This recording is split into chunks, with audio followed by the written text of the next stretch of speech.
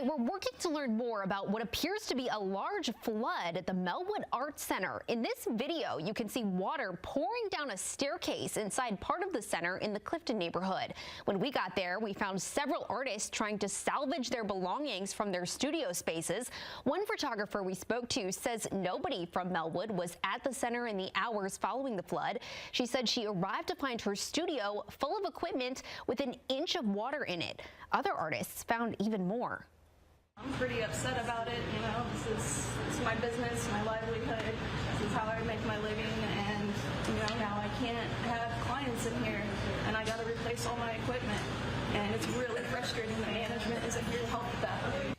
Woodmansey said she never heard from Mellwood, but learned about the flooding through social media. We reached out to the center and have not gotten a response back yet. The Louisville Fire Department was on the scene, but we have not heard from them about a possible cause of the flooding or the extent of the damage.